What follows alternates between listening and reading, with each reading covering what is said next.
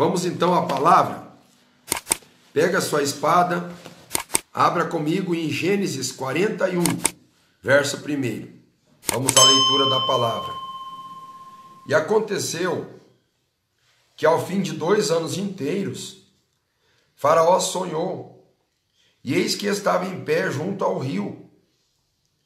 E eis que subiam do rio 7 vacas, formosas à vista e gordas de carne, e pastavam no prado. E eis que subiam do rio após elas outras 7 vacas, feias à vista e magras de carne, e paravam junto às outras vacas na praia do rio. E as vacas feias à vista e magras de carne comiam as 7 vacas formosas à vista e gordas. Então acordou o Faraó. Depois dormiu e sonhou outra vez. E eis que brotavam do mesmo pé 7 espigas cheias e boas. E eis que 7 espigas miúdas e queimadas do vento oriental brotavam após elas. E as espigas miúdas devoravam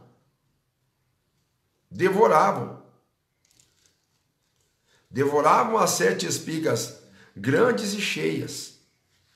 Então acordou o Faraó, e eis que era um sonho.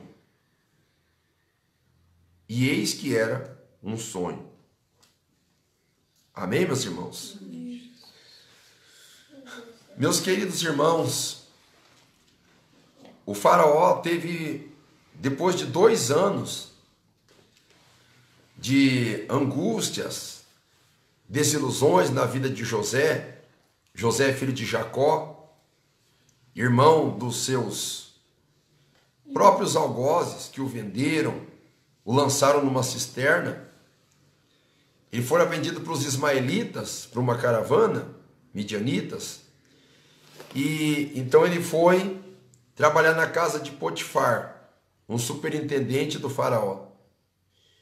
E estando lá a esposa do Potifar, usada por um espírito sedutor, esse mesmo espírito que hoje age na vida de tantas pessoas, promovendo a sensualidade, a sexualidade, promovendo o adultério, a prostituição, a fornicação, é o mesmo espírito.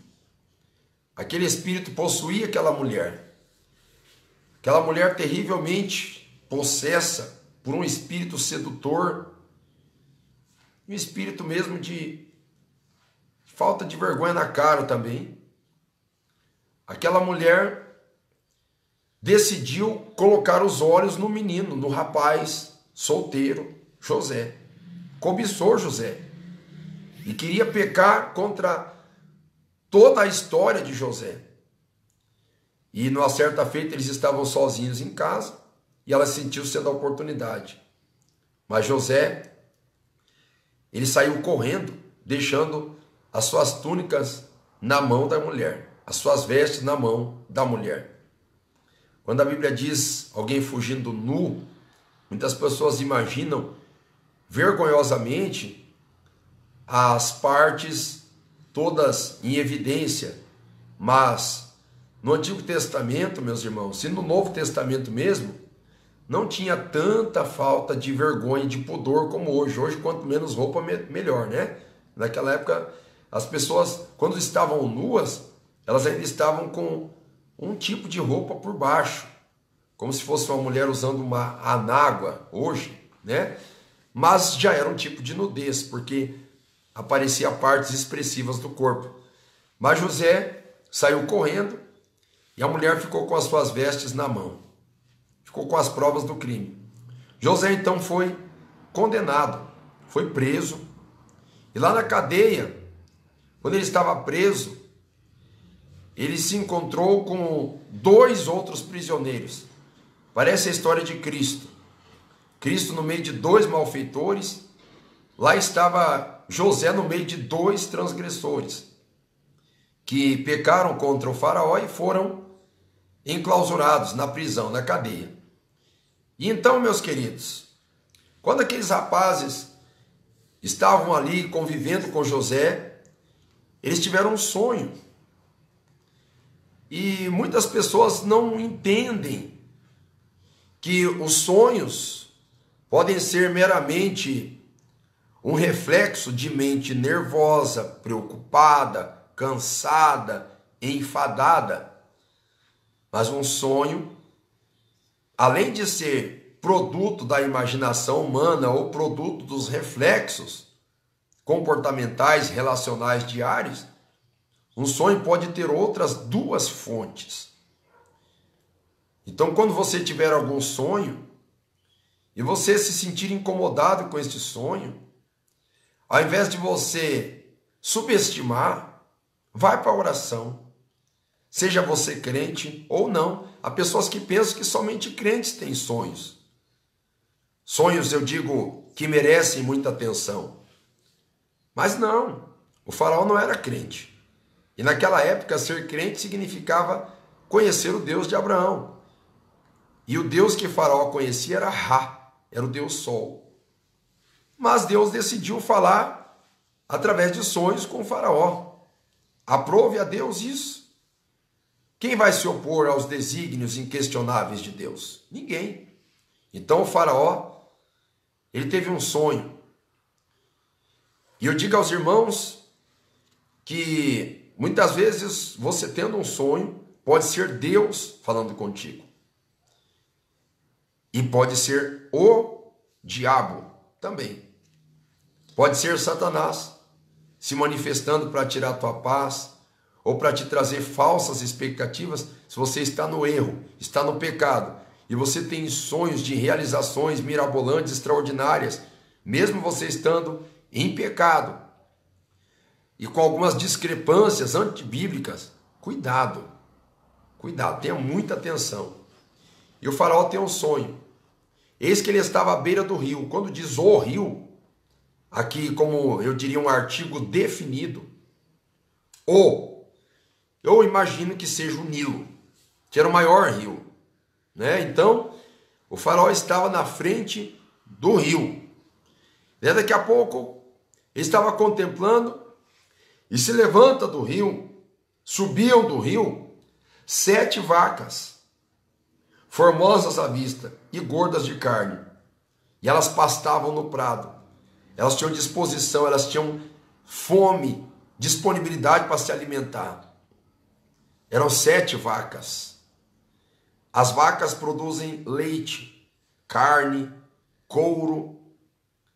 As vacas são úteis, muito úteis. Na interpretação, principalmente do mundo antigo, as vacas representavam fartura, abundância e talvez até ostentação, que o diga, por exemplo, Amós questionando as vacas de Bazã.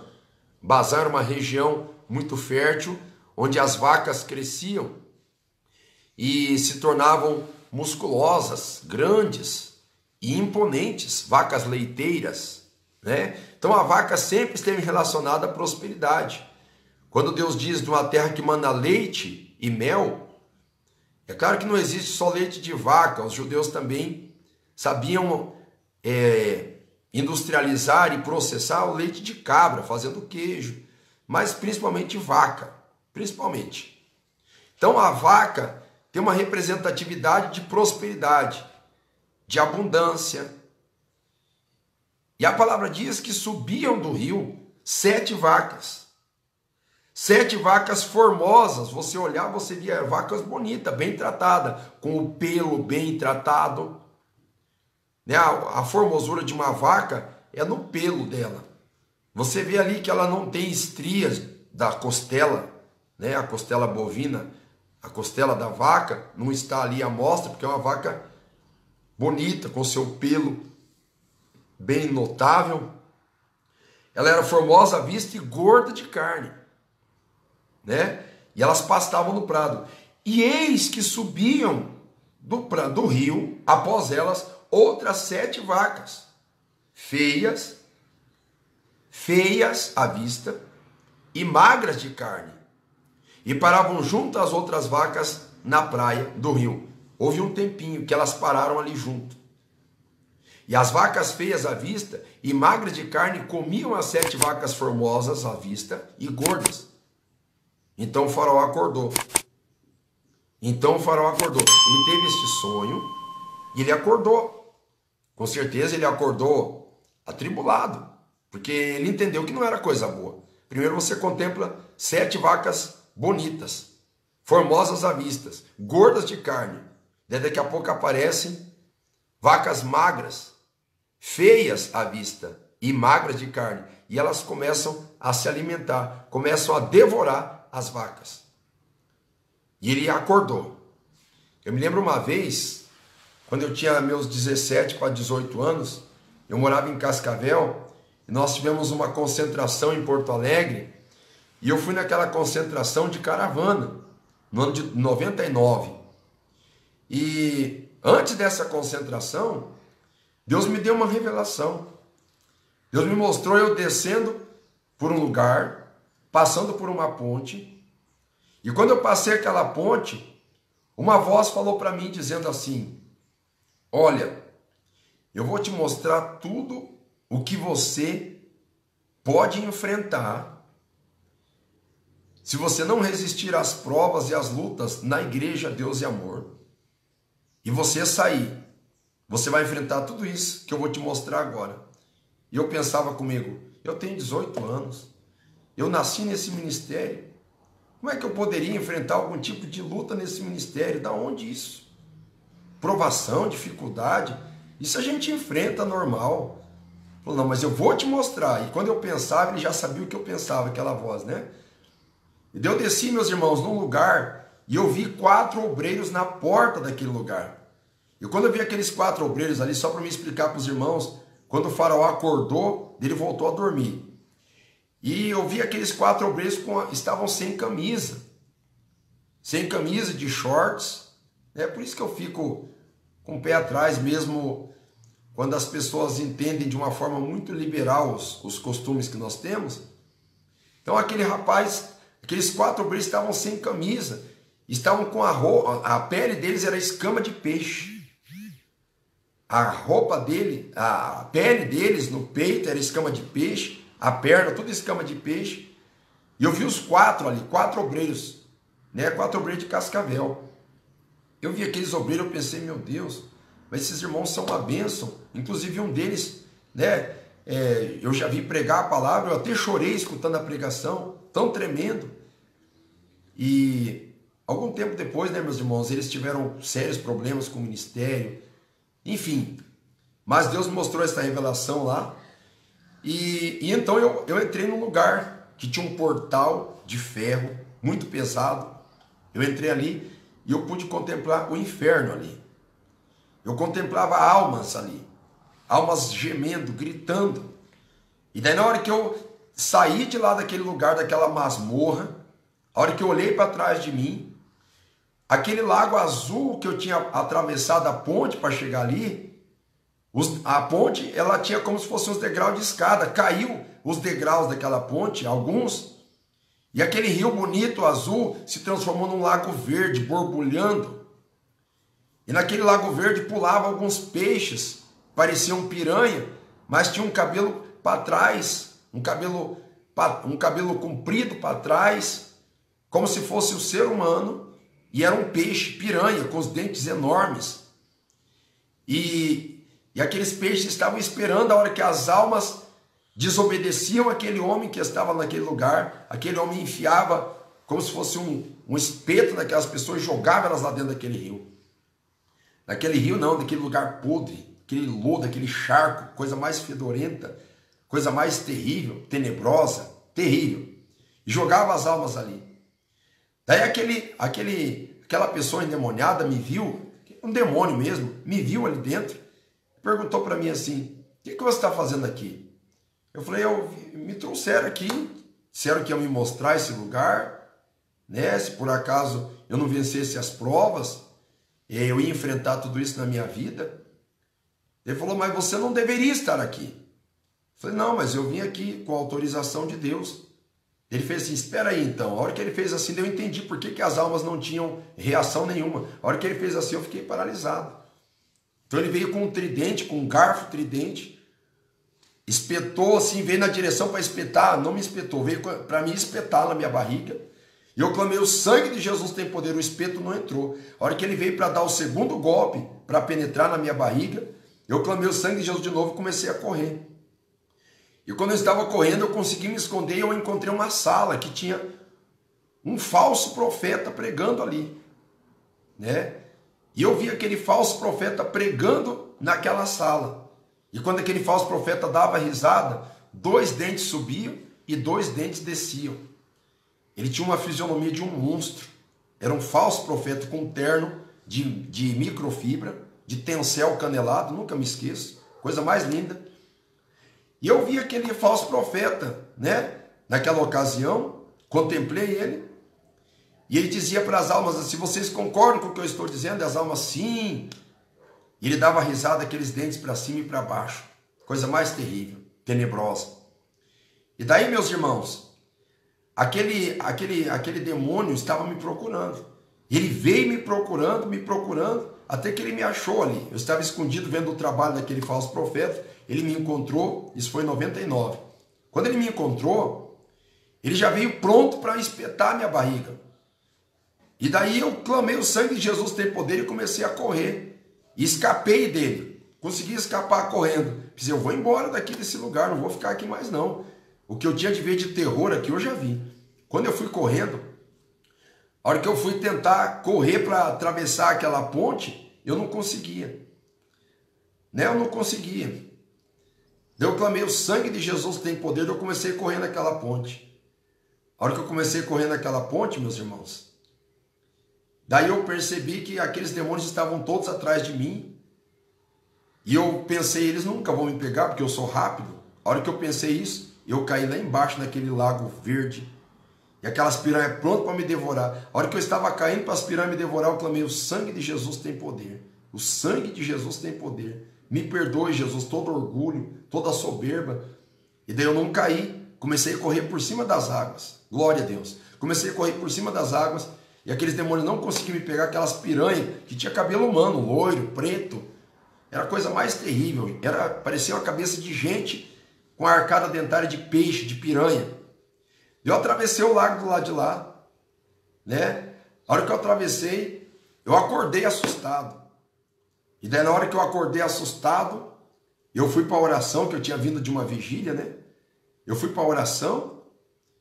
Daí a hora que eu orei um pouquinho, orei uns 2 minutinhos, 5 minutinhos, peguei no sono de novo, voltei, deitei, dormi, e o sonho continuou exatamente onde tinha parado.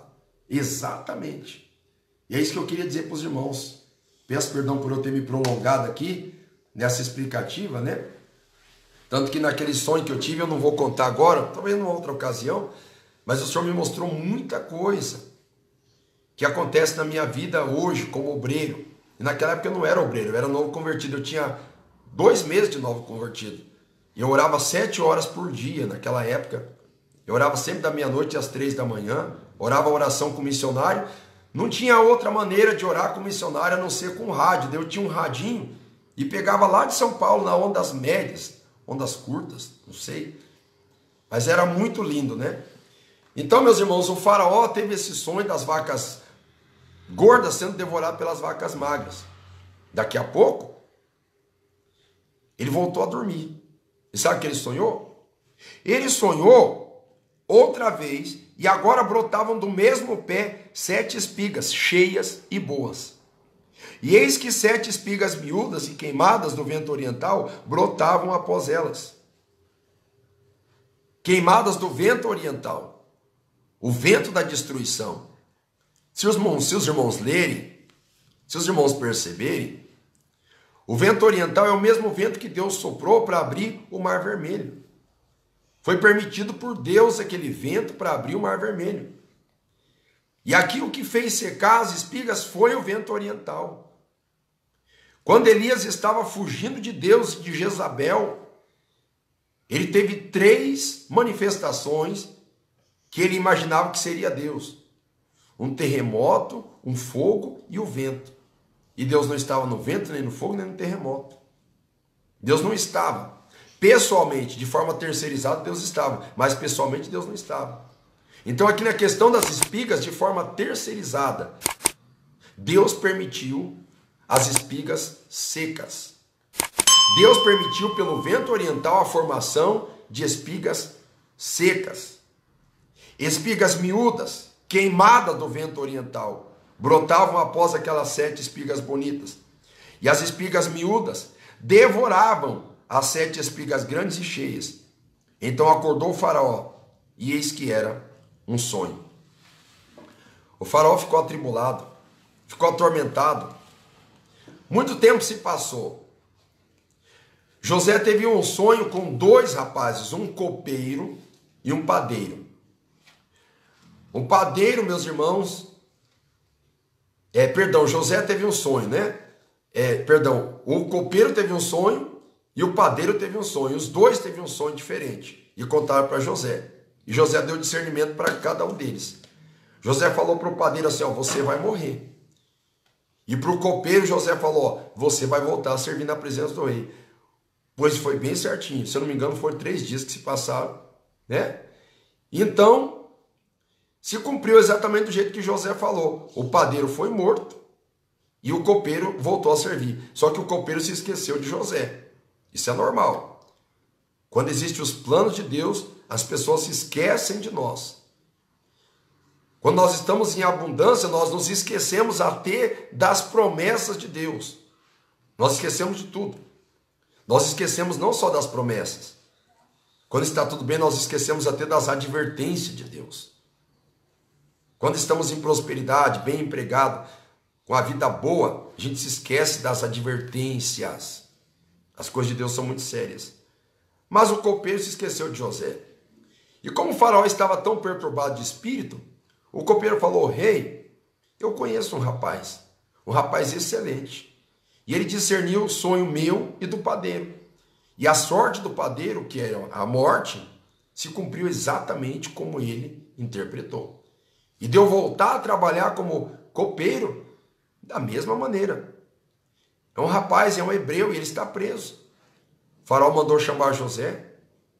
José se apresentou na presença do faraó e teve a interpretação dizendo, estas 7 vacas gordas e estas 7 vacas magras são 14 tempos.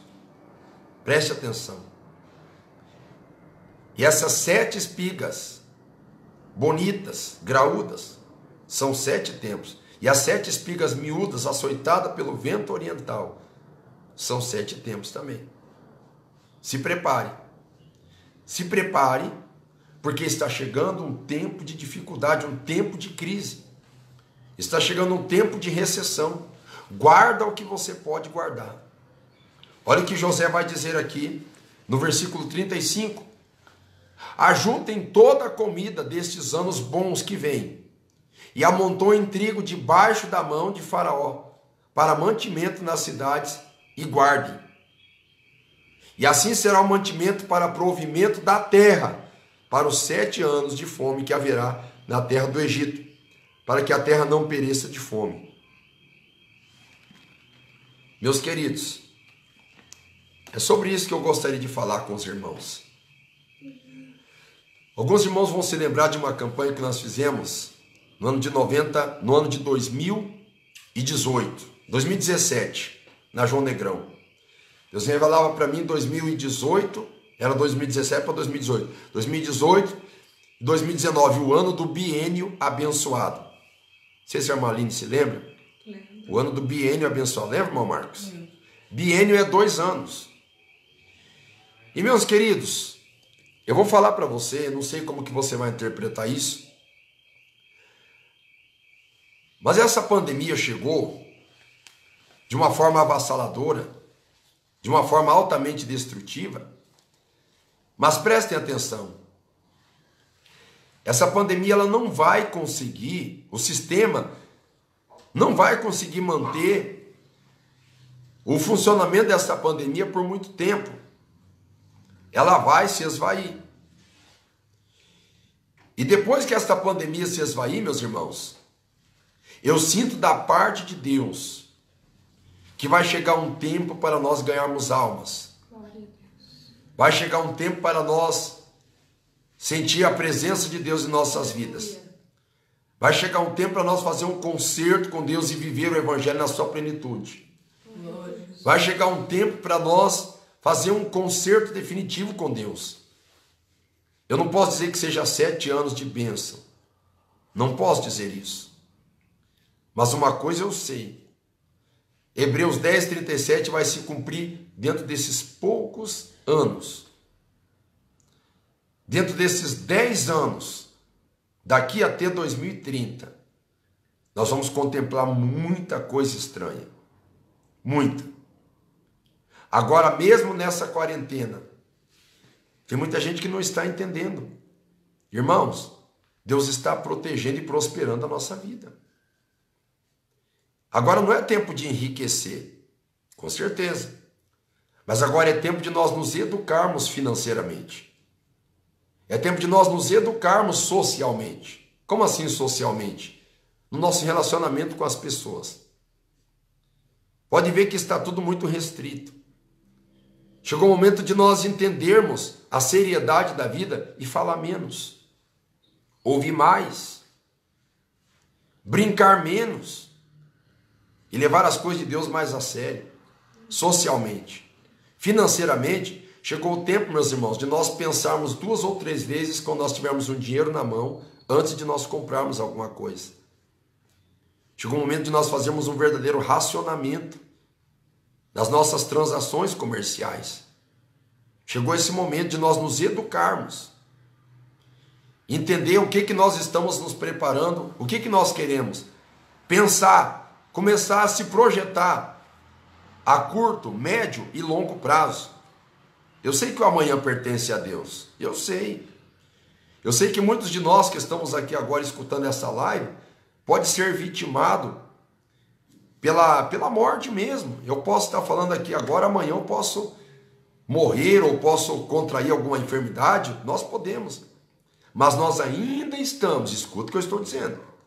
Talvez tenha gente que esteja duvidando do que eu estou falando. Irmãos, nós ainda estamos na vaca gorda no Brasil. Ainda estamos. Eu preguei essa mensagem em 2011, lá em Blumenau. Eu dizia, irmãos, vamos nos encher do poder de Deus enquanto estamos nas vacas gordas. Porque a hora que chegar as vacas magras, tem gente que não vai resistir. Meus queridos, eu vou fazer uma pergunta que o Espírito Santo fez para mim no ano passado, em dezembro, quando eu estava passando a pasta do projeto. O Espírito Santo perguntou para mim bem assim, o que você faria se 300 pessoas que você conhece morressem em 2020? Eu fiquei quieto, eu travei, e o Espírito Santo falou comigo. E se eu te disser que existe uma meta, existe um propósito, só que você conhece, de ser ceifado 300 pessoas, só que você conhece. Irmãos, eu fiquei estarrecido. Meus meninos se lembram disso. Foi lá na rua Pedro Ivo ainda. Mas, irmãos, nós ainda estamos nas vacas gordas. Ainda estamos. No Brasil, nós não estamos morrendo de fome absolutamente. Não, nós ainda temos culto. Nós ainda temos liberdade de cultuar. Mas a situação ela está evoluindo para um patamar desconhecido. Que nós não temos noção do pico dessa situação grave. Nós não sabemos. Não estou dizendo somente de morte, estou dizendo de caos. Nós estamos nas vacas gordas. Eu não estou com uma pistola aqui na minha cabeça e alguém dizendo para mim o que eu tenho que falar, o que eu não tenho que falar. Estou falando com liberdade. Eu me levanto de manhã, eu não preciso dar satisfação para onde eu estou indo, o que eu vou fazer, quanto eu tenho no bolso. Eu não preciso fazer isso. A minha casa não tem uma câmera de vigilância Full HD em cada cômodo da minha casa. Ainda não. Irmãos, nós ainda temos liberdade. Nós ainda estamos nas vacas gordas. Está cheio de gente falando mal do presidente da República. Não façam isso. Ele tem os defeitos dele. Mas foi Deus quem permitiu que esse homem entrasse no poder do Brasil. Foi Deus que permitiu. Muitas pessoas falam mal do governador. Foi Deus que permitiu o governador do teu estado estar aí. O teu prefeito. Tudo com a permissão e a graça de Deus. Nós ainda estamos na época das vacas gordas. O anticristo já está chegando aí. Um dos sinais do anticristo chegar, quando a Bíblia chama ele de iníquo, a palavra iníquo é anomos. Anomos. Quem conhece direito, quem conhece lei, sabe que nomos está relacionado à lei, está relacionado à ordem. E o anticristo é anomos, ele é contra a lei e contra a ordem. Vocês podem perceber que muitas deliberações do nosso STF, do nosso STJ, enfim, das instâncias, parece que elas entram em contradição. Porque nós estamos vivendo um espírito anárquico que quer corromper a idoneidade, a credibilidade das instituições para o estabelecimento do caos. Não é agora ainda, mas está próximo. E nós estamos nas vacas gordas. Irmão, eu vou te dar um conselho agora em nome de Jesus.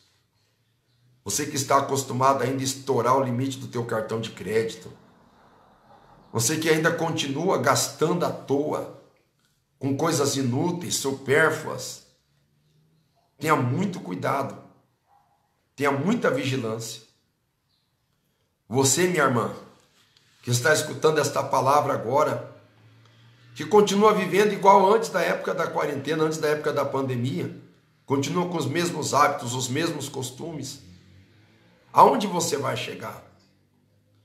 Meus irmãos, está chegando a época das vacas magras de verdade. Não chegou ainda. Não chegou. Tem gente que já estava prevendo o caos do Brasil para agosto. Mas não chegou. A economia está girando ainda. As pessoas estão trabalhando, apesar de muitas empresas terem se fechado. Quando eu digo o caos das vacas magras, eu não estou dizendo somente essa situação de desemprego. Não é só isso. É um caos generalizado. Uma sequência de ataques, uma sequência de pragas, de doenças. Meus queridos, vamos nos preparar. Não adianta você ficar pensando que eu estou querendo trazer somente palavra de caos aqui. Eu quero te preparar. Te preparar. Segunda-feira eu estava pregando, o Espírito Santo falava comigo. Eu vou fazer tremer a terra. Segunda-feira. Eu vou fazer tremer o Brasil. Meus queridos, se eu não me engano, foi terça, não lembro que dia foi, Marlene, que aconteceu aquela explosão lá em Beirute, lá no Líbano. Acho que foi terça. Não sei, Deus. Né? Irmãos, Deus está permitindo situações para nós vermos, meus irmãos, que as vacas magras já estão se levantando à beira do rio. As espigas de milho secas, elas já estão se posicionando para devorar. Quando estamos falando de espigas, estamos falando de alimentação. Estamos falando de fome. Estamos falando do agronegócio. Meus irmãos, a safra do Brasil nesse ano, ela superou a dos Estados Unidos. O Brasil é o maior produtor de grãos invicto e isolado do mundo na safra 2020. Mas vamos ser sinceros, vamos colocar os nossos pés no chão? Cadê a chuva? Cadê a chuva? Não se sente os efeitos nocivos de uma estiagem no ano de safra. É no ano posterior. Meus queridos, só Deus é quem sabe os fatores biogeoquímicos, os fatores de manipulação climática que estão trabalhando na nossa estratosfera. Só Deus é que sabe. Não é teoria da conspiração, isso está aberto. Isso está aberto para todo mundo saber. Pesquisa aí sobre a HAARP. Pesquisa aí sobre diversas atividades que nós não temos acesso, não temos informações abundantes. Mas muita coisa estranha está acontecendo nesse mundo. Então estamos vendo o mundo sendo empurrado para um caos.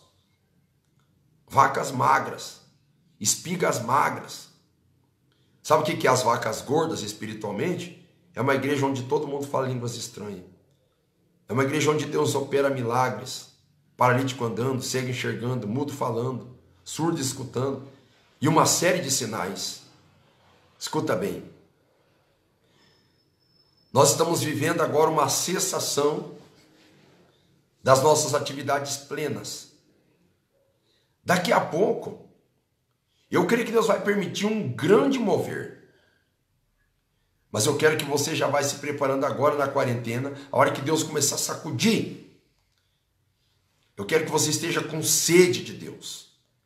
Eu quero que você abra o teu coração para Deus. Tenha sede das coisas do Senhor. Porque Deus vai promover e Deus vai permitir um avivamento muito rápido. E a igreja muito em breve vai ser arrebatada. Muito em breve. Deus pode permitir uma calmaria aí para nós. Mas entenda que nós ainda estamos nas vacas gordas. Entenda isso. Ainda estamos. Ainda estamos. Mas sabe o que me assusta? Já existem países que estão nas vacas magras. Eu vou até dar outro nome, estão nas vacas miseráveis. Já estão em situação de morte já. Muitos países, não é só um. Não estou dizendo África, não. Até na própria América aqui, Venezuela que o diga. Cuba que o diga. Tem situações que a imprensa, quando é controlada pelo Estado, que não permite o vazamento de informações e de atualizações, e ficam aí promovendo e divulgando os factoides, né? Mas, irmãos, tem países que a situação está fora do controle. Fora do controle. Equador, por exemplo, fora do controle. E Deus está cuidando do Brasil. Igual Deus cuidou do Egito, Deus está cuidando do Brasil. Eu creio, meus irmãos, que talvez não seja um avivamento geral no Brasil inteiro. Talvez não. Tomara que sim. Mas pode ser avivamentos regionais, locais. Mas que Deus vai trazer um avivamento, mas um avivamento breve. Não é para as pessoas se apaixonarem pelo mundo, se apaixonarem pela pátria, se apaixonarem pelo carro novo, pelo emprego estável, por uma promoção, talvez por passar num concurso público, ou simplesmente por causa de uma vida secular abundante. Não, não é para se apaixonar, não. Não vai fazer igual a mulher de Ló. Quando Deus permitir isso, prepare seu coração. Quando Deus permitir essa calmaria, é bem aquele tempo que o apóstolo Paulo diz: quando ouvires falar de paz, sobrevirá repentina destruição. Isso é as vacas magras. E elas estão vindo aí. Você está preparado para isso? Você está preparado? Eu sempre oriento meus filhos. Eu sempre digo a eles, é igual ao povo de Israel. O povo de Israel sempre está se preparando. Sempre está se preparando. Sabe o significado da festa das cabanas? Uma vida nômade. Vocês vão ficar em cabana, mas por que não fica estaca e não perfura a terra e não constrói um edifício para todo mundo se estabelecer? Não, porque a nossa terra não é aqui. Festa das cabanas. Enquanto não chegar na terra prometida, nós não teremos estabilidade. Assim somos nós. Então vamos, meus irmãos, estar preparados. Não gaste tudo que você ganha por mês. Economize teu dinheiro. Economize. Não estou aqui pregando a teologia da prosperidade, não. Mas estou aqui trazendo uma palavra de advertência, de orientação para você. Guarde o seu dinheiro, valorize o dinheiro que Deus te deu. Economize. Guarde. Não esbanje comida, não jogue comida fora. Se alimentando e deixando tudo de fora, jogar fora, desperdiçar. Cuidado. Não desperdice água, não desperdice energia elétrica. Cuidado com a tua roupa que você tem. Cuidado com tudo. Eu sei que Deus cuida de nós. Mas enquanto estamos na vaca gorda, vamos fazer igual José fez. José orientou o faraó, vamos armazenar o máximo de comida que nós pudermos. Porque virão 7 anos de seca. 7 anos. Será que eu estaria exagerando apocalipticamente? Nós não vemos aí os 7 anos da grande tribulação? Eu não quero aqui, meus irmãos, me posicionar como pré, como pós, né? Ou como meso tribulacionista. Mas eu digo aos irmãos que nós temos que estar prontos a qualquer momento. Os filhos das trevas parecem serem mais prudentes que os filhos da luz. Já existem muçulmanos, judeus, ateístas, militares e até comunistas que estão se preparando, fabricando bunkers. Não estou dizendo para nós fazer isso. Porque se o senhor não guardar a cidade, em vão vigia a sentinela. Se o senhor não edificar a casa, em vão trabalhos que nela edifica. Mas o que nós pudermos fazer, vamos fazer. O que nós pudermos vigiar, vamos mudar nossos hábitos. Vamos mudar. Quantas pessoas que nessa quarentena não leu um livro, não leu a Bíblia, continuou os mesmos costumes, falando mal desse, falando mal daquele, dando gargalhada, assistindo vídeo do WhatsApp, curtindo besteiras e palhaçada no Facebook, assistindo filme no YouTube, jogando esses joguinhos, né? Meus irmãos, isso é coisa para gente desavisada, que não entendeu ainda a época das vacas gordas e das vacas magras. Nós temos que ser sábios, prudentes. Mude seu costume, muda seus hábitos. Cuidado, para você não ser surpreendido. Você consegue imaginar quando você está esperando alguma situação, você está se preparando. E quando você é apanhado de surpresa, subitamente, é muito terrível. Então vamos nos preparando. Ah, mas isso me traz medo, isso me traz pânico. Eu só vou te alertar o seguinte: com pânico, ou com coragem, ou com preparo, ou com despreparo, o fim vem. É a Bíblia que fala. Mas ainda antes do fim, nós teremos ainda um tempo de vacas gordas. Então aproveite esse tempo. É isso que eu estou dizendo para os irmãos. Aproveite. Leia bastante livros bons. Leia bastante a Bíblia. Ore bastante. Procure ganhar almas. Compartilhe essas lives. Manda para as pessoas que você conhece. Enquanto há tempo. Fale de Jesus. Evangelize. Compre uma Bíblia. Entregue uma Bíblia para uma pessoa que não conhece Jesus de presente. Guarde dinheiro. Não gaste dinheiro à toa. Economize. Não gaste comida à toa. Não gaste gasolina à toa. Economiza, vigia. Dia 26 de dezembro, Deus me deu uma revelação de uma grande guerra, onde a segunda parte seria pior que a primeira. A partir daquele dia eu comecei para a igreja de bicicleta todo dia. Indo de bicicleta eu economizaria mais ou menos uns R$400 por mês, que eu uso de gasolina, todo mês. Eu comecei de bicicleta. E não é que eu economizando R$400, a minha vida mudou por causa de R$400, mas por causa da filosofia de vida, a mentalidade relacionada a esse racionamento na minha vida, na minha conduta, na minha folha de gasto, no meu plano de custo.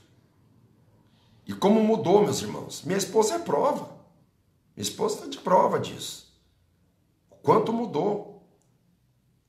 E sabe, meus irmãos, nós temos que adotar esse princípio de José. Muitos dizem, o fim vem, Jesus está voltando, o Apocalipse. Não se preparou psicologicamente, não se preparou financeiramente, não se preparou espiritualmente, não se preparou eclesiasticamente na sua vida com relação aos irmãos, seu relacionamento entre os irmãos, entre os parentes, buscar mais a Deus na vida espiritual, poupar.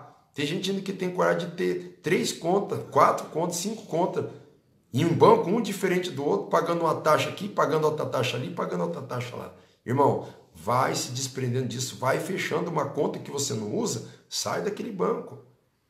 Sai disso. Economiza. Guarda teu dinheiro, guarda, economiza, pense bem. Que Deus abençoe a todos em nome de Jesus.